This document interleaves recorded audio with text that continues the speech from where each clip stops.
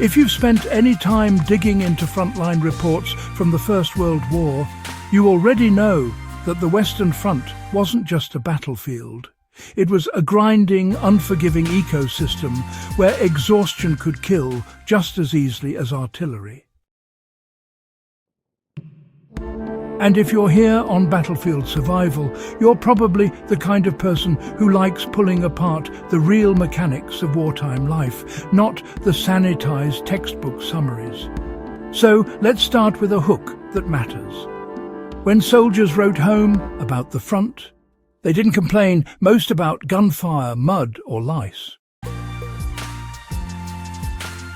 What they talked about over and over was sleep, or more accurately, the lack of it.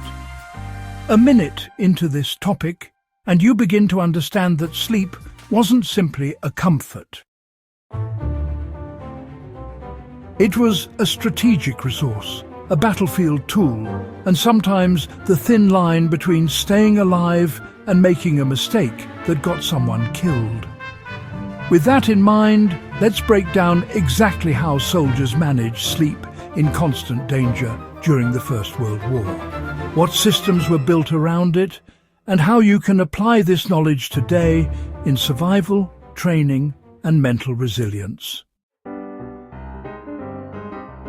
One of the core realities of the First World War was that long, uninterrupted sleep practically didn't exist on the front lines.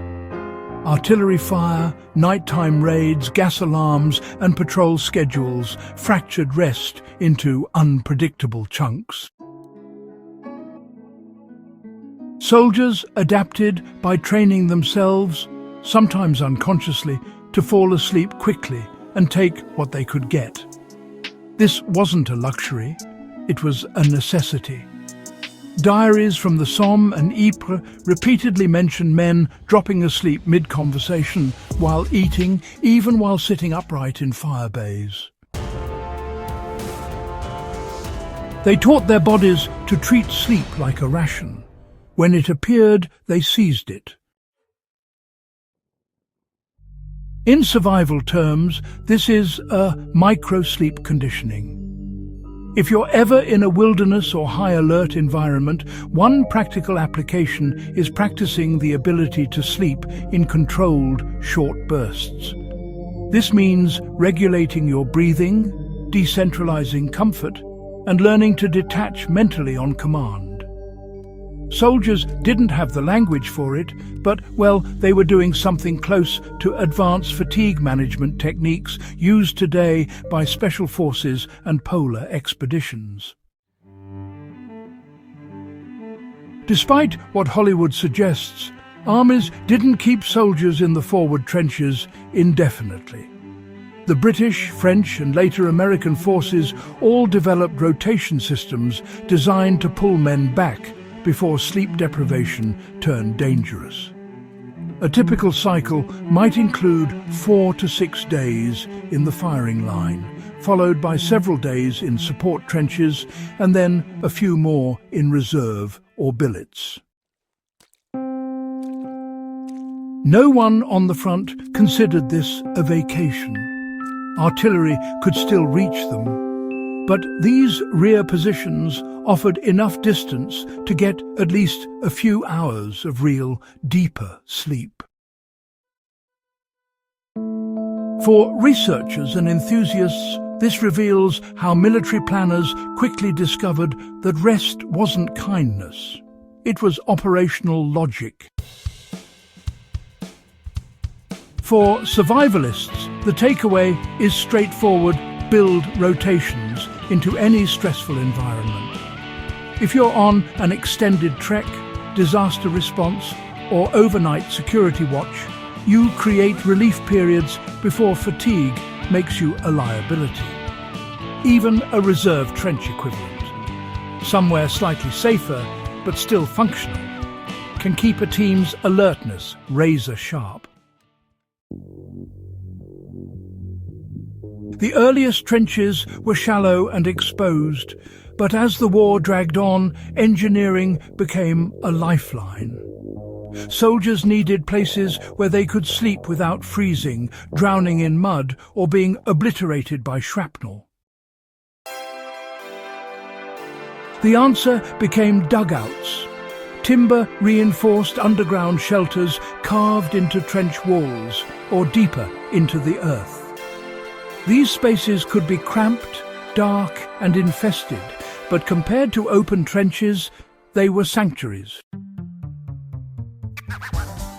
This aspect holds practical relevance today. Shelter equals sleep, and sleep equals competence. If you're camping, training, or building emergency shelters, prioritize anything that cuts wind, water, and noise. Even a crude overhang earth berm or insulated hole can drastically improve sleep quality. WWI soldiers didn't sleep well, but they slept better underground than above it, which is why dugouts became one of the most critical survival innovations of the war. Despite all the chaos, soldiers built nightly habits, removing their boots for a little while to air out their feet, boiling tea, checking their rifles, writing letters home, or maybe just sharing a cigarette. These routines, well, they acted as psychological anchors.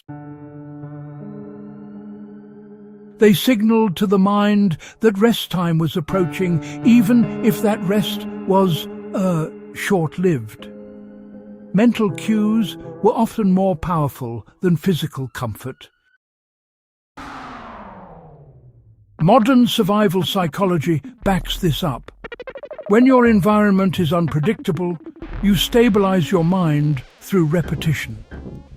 If you're trying to rest in a stressful situation, establishing a set sequence, even something as simple as stretching, hydrating, and doing a quick gear check, can really help your brain downshift more effectively.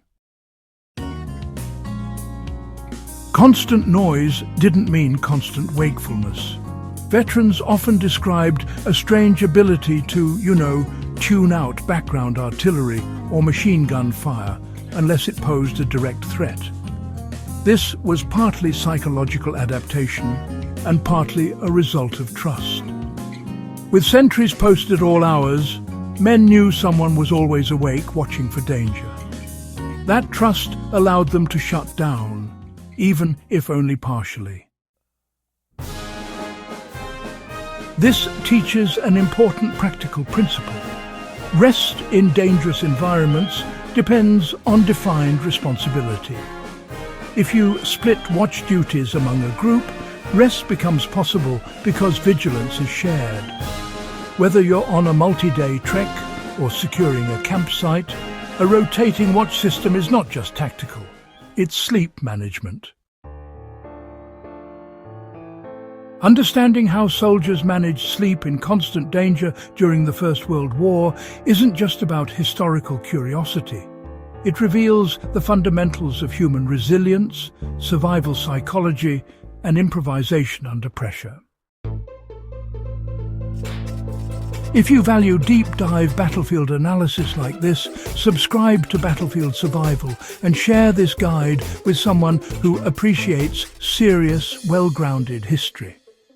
Let's keep building a community that studies the past with precision and applies its lessons with purpose.